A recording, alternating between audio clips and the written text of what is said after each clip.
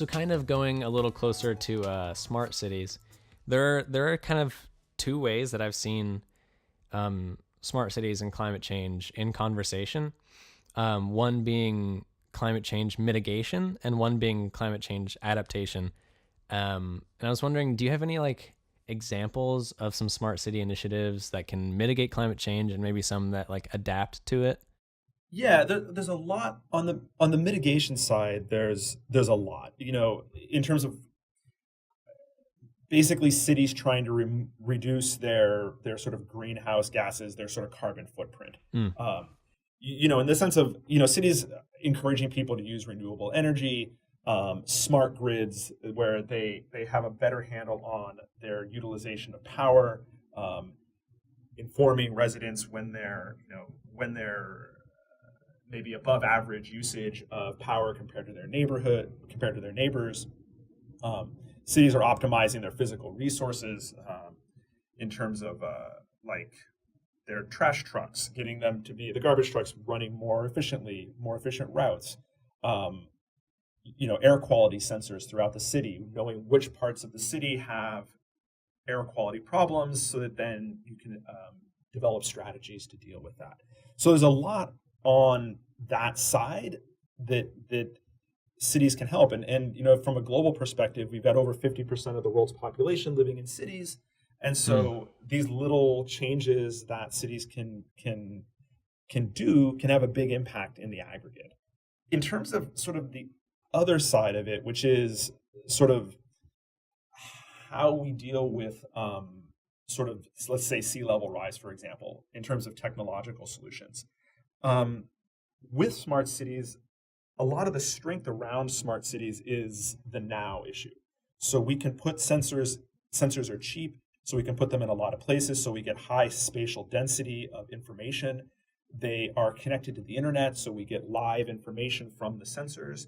And they really help making sort of micro scale fine-tuning kind of changes, make them possible. And so I'm not seeing as many of those things in terms of the sort of climate change mitigation going on today.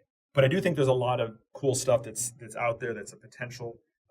Something that people are talking about are things like smart levees, where levees might be inflatable, so that they can adapt to different types of climate issues. So sort of with hurricanes or droughts or whatever the issue might be, the levees can adapt to those things. Wow, that's cool. And so, yeah, and I think that's kind of the issue is adaptable infrastructure going forward.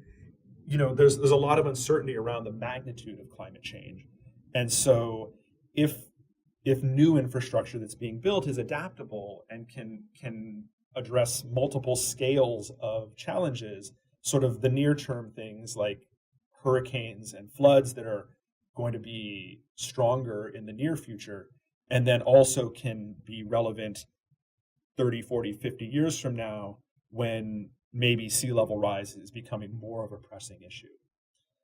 So I think those are things that are in play.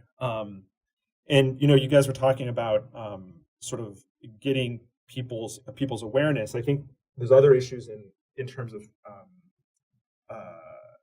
technology that can help raise awareness. So, for example, augmented reality, where you're saying, like, what if I imagine going to the beach 30, 40 years from now where I spent time as a kid.